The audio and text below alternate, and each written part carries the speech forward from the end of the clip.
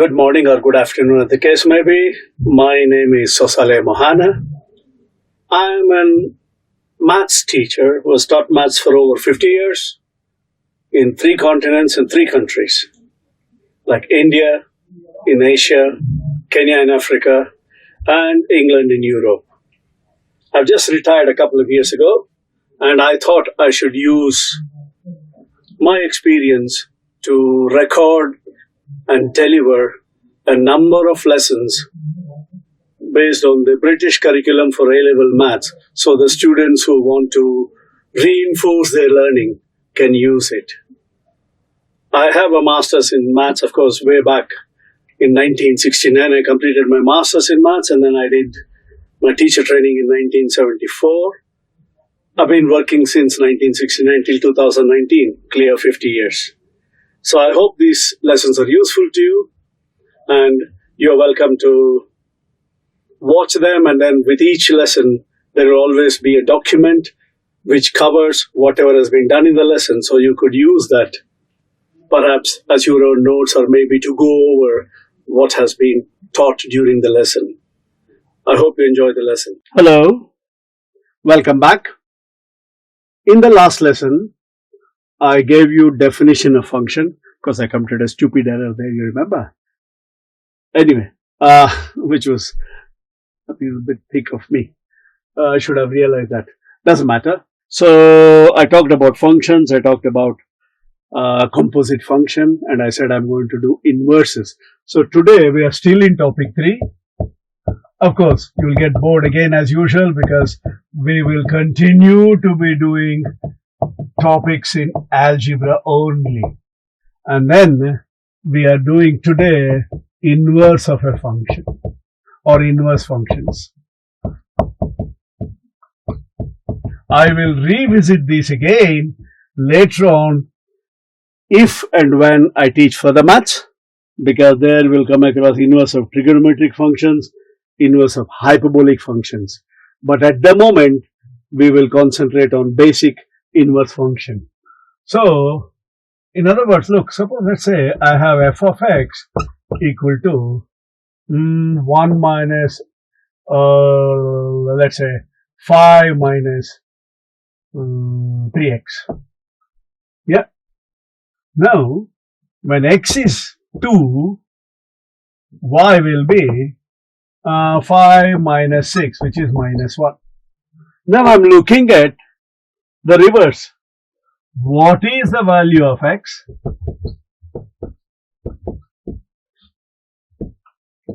when y equal to 3? So what would you do? Way back in year 9, you would say 3 equal to 5 minus 3x. So therefore 3x equal to 2. So x equal to 2 over 3. Indirectly, so f of 2 over 3 is 3. I would say f inverse of 3 is 2 over 3. Going back to the first example, f of 2 is minus 1. Therefore, f inverse of minus 1 is 2. That means you are reversing the process. Of course, in chemistry, the process is, some of the processes are irreversible. But in maths, we can have processes that are irreversible or that are reversible. So if you have an inverse function is a reverse process, meaning that if A goes to B, in F inverse, B goes back to A. So therefore, we always write definitions and then we raise objections. I don't understand why we do it. Why can't we do all the objections first before we write the definition? No. We have to first write and then start analyzing. Therefore, if f of A equal to B, then f inverse of B equals A. And many students assume f inverse of B means 1 over f of B. That is wrong. It's not a power. The inverse indicates you are reversing whatever was the effect of f, right? But can we do this all the time? To do that, I hope you recollect, we were talking of many to one and one-to-one functions. In a one-to-one function, for example, I've got A, B, C, and then P, Q, R. Let's say A goes to Q, B goes to P, C goes to R. This is F.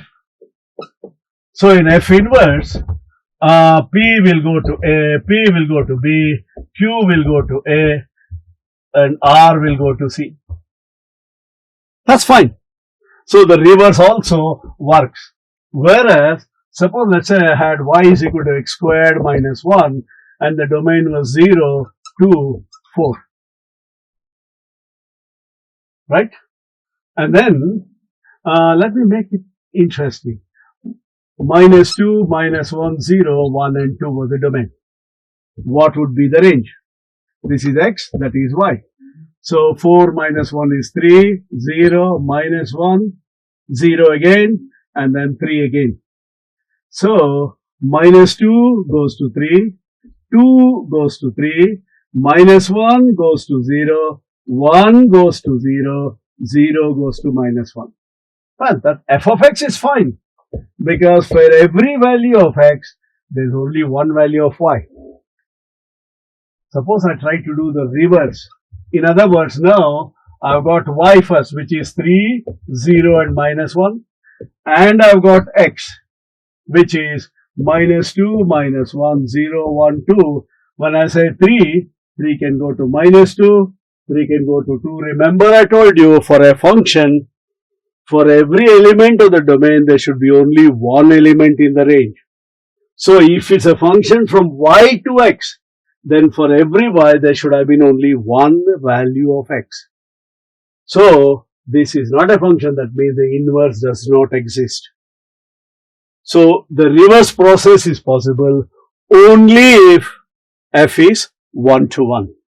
Well, in this domain, it's not 1-to-1. But suppose I change the domain to this. Now what will happen? See that? Now I change the domain. What will happen now? I have changed the domain to 0, 1, 2. Then 0 goes to minus 1, 1 goes to 0, 2 goes to 3, and the reverse also exists.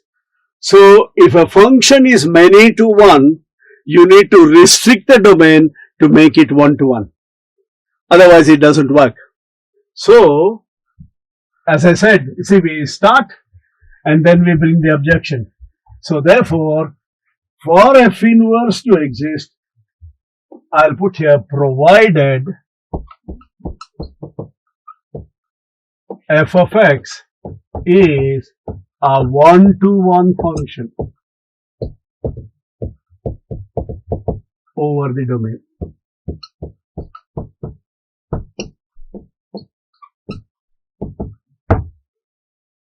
Otherwise, you cannot find an inverse. For you to find an inverse, it has to be a 1-to-1 function over the domain.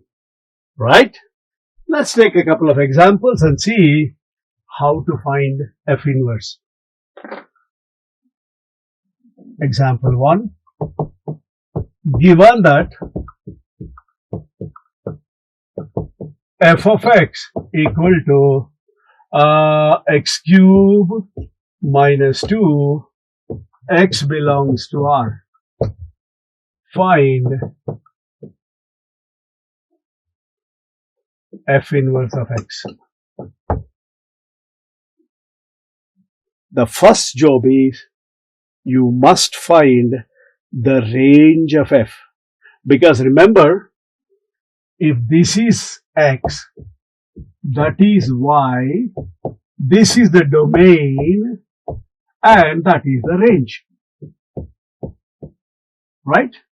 Whereas now, if I were to do y to x, whatever the range becomes the domain for the inverse. So, remember I told you, you cannot write a function without mentioning the domain. So therefore, whatever is the domain of f inverse, if you have to mention it, you need to know what was the range of f. So the range of f becomes the domain of f inverse. So therefore, First job is anytime you find an inverse, you find the range. How do you find the range? Sketch the graph. Later on, we will go more into detail about how to sketch graphs. Y equal to x cube minus 2. Y equal to x cube is a graph, y equal to x cube would be a graph like this. Minus 2 means it's brought 2 steps down. So y equal to x cube minus 2 would be a graph like this. Where is this going to? Infinity. Where is it going to? Minus infinity. It is a one-to-one function. As you can see, this is not there. It is a one-to-one function because for every x, for every point of y, there's only one point on x, and then for every point on x, there's only one point of y. So it's a one-to-one function, so it has an inverse. The range is y goes to negative infinity, y goes to positive infinity. So the range is y belongs to R. This was an easy example. Anyway, let's do it. Then I need to find what is the inverse. Very simple. Start with y equal to x cube minus 2. And then make x the subject. This you have been taught even in GCSE. So x cube equal to y plus 2, x equal to y plus 2 power 1/3, or cube root of y plus 2. Once you get it, change y back to x. You can't leave it in terms of y. Function generally is y2. So therefore, f inverse of x is cube root of x plus 2. Again, what was the range of original function? Y belongs to R. So that becomes x belongs to R. That is how you, in other words, to find an inverse, equate the original equation to y, make x the subject. In the final answer, write or wherever you have a y, you write x. Wherever you have an x, you write f inverse of x. Again, you always find the range of the original function because that becomes the domain for the inverse function. Then, let's take a slightly harder example. Of course, in the next lesson, I will take various examples which might be similar to the ones you might get in exam. Of course, I can't solve exam questions, but I can make up my own questions similar to the ones in exam and solve them. Example 2. Find f inverse of x when f of x equal to, let me keep it simple, 4x squared, 4 3s are 12, 12 2s are 24. So minus 24x plus 30. X belongs to R, x less than or equal to less than or equal to 3. Okay. The first job is find the range. To find the range, you must sketch the curve. Or to sketch the curve, you complete the squares. Which means that's the reason why we went back to all completing squares and quadratic equations. So therefore, this can be written as 2x minus 3 the whole squared. 2x minus 6 the whole squared. Because there will be 4x squared minus 24x plus 36. So minus 36 plus 30. So you can say your f of x is 2x minus 6 the whole squared minus 6. X belongs to R, x less than or equal to 3. That way, you have to complete the squares to realize the sketch. What happens when x equal to 3? Remember, to find the range, you must draw the sketch. So, at x equal to 3, y is minus 6. Because when you put x as 3, 6 minus 6 is 0, so y is minus 6. So, and when x is 0, y is 30. So the graph is somewhere like that. It is one-to-one graph, as you can see. For every value of x, there's only one value of y. As you can see, So it's a one-to-one function, so the inverse exists. So you need the range. So I'll write the range here for my reference. The range is y belongs to R because these are the values of y. The smallest value of y is minus 6 and y is more than that. So y greater than or equal to minus 6. That's the whole purpose of completing squares and finding the range. But it is easier to complete squares or now to find inverse. Let's use this and find the inverse. So you start with y equal to 2x minus 6 whole squared minus 6. Remember I said I have to find the inverse.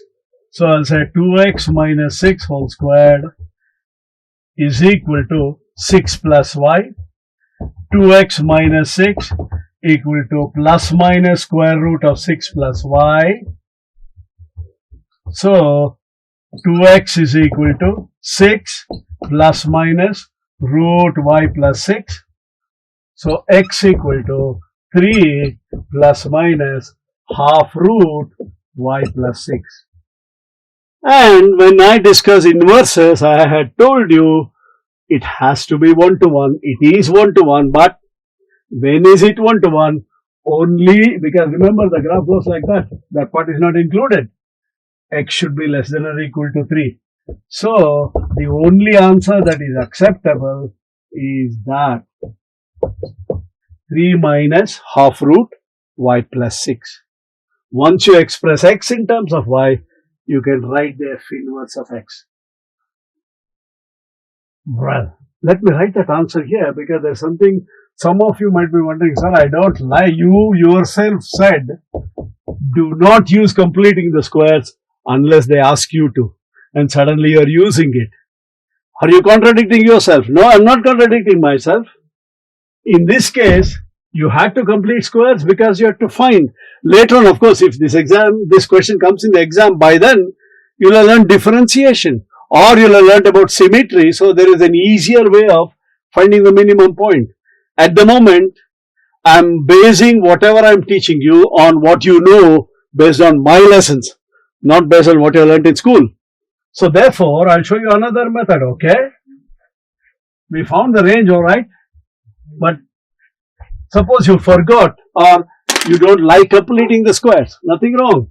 Start with y equal to 4x squared minus 24x plus 30. You must find it as x equal to. So quadratic equations come to your rescue. 4x squared minus 24x plus 30 minus y equal to 0. So a is 4, b is minus 24, c is 30 minus y.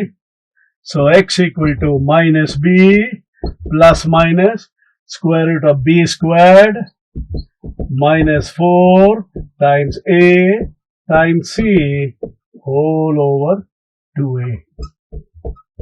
So it will be 24 over 8 plus minus 1 over 8 square root 576 minus 480 plus 16y. Let's simplify that a bit more. I think I need a new pen now. Hopefully this pen works. So that will become x equal to 3 plus minus 1 over 8 times 576 minus 480 is 96. Square root of 96 minus 16y. 96 and 16 have 16 as a common factor. That should be a plus. Yeah. Second time I would have committed an error. So that is 3 plus minus 1 over 8 times square root of 16 is 4 root 16 6 are 96 plus y. Now, don't you see that there? Again, I have to take only the 3 minus. So 3 minus 64 over 8 is half. So I get the same answer. So if you don't like completing squares as well, you can get the answer, in which case, if you don't want to complete squares, then remember, for quadratic equations, it's easy. Use the line of symmetry as x equal to minus b over 2a to find the minimum value. Okay? Now, how do you write your final answer? Very important, because there is 1 mark for the answer, 1 mark for the domain. So you say f inverse of x equal to 3 minus half root change y to x plus 6. That's perfect. But there's 1 more mark still. The range was y belongs to R. So write it as x belongs to R.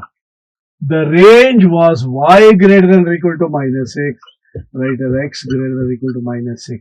Even if you didn't think of it, this should give you the hint. At x equal to minus 6, y is 0. If x is less than minus 6, this is going to be negative and you won't have a value of f inverse. So therefore, it has to be greater than or equal to minus 6. You can use common sense as well. That is how you find the inverse of a quadratic. Of course, the inverse of fractions and so on. So what I'll do will be, in the next lesson, I will take some 2-3 different examples of the type of questions on functions that come in an examination and then show you how to solve them. Thank you. Hello. I want to take this opportunity to propose a vote of thanks. I would like to thank Vivid Innovations Private Limited and Commerce Forum for so generously giving up their studio and the facilities and the services of their technicians to record all these videos for free. I think that needs to be acknowledged and appreciated. Thank you very much. And my special thanks to Mr. Nitin Mahadevappa, Mr. Nishant Guruswamy, and Mr. Sadan Kumar DN for all their help and assistance in getting these videos ready, uploaded and launched. Thank you very much.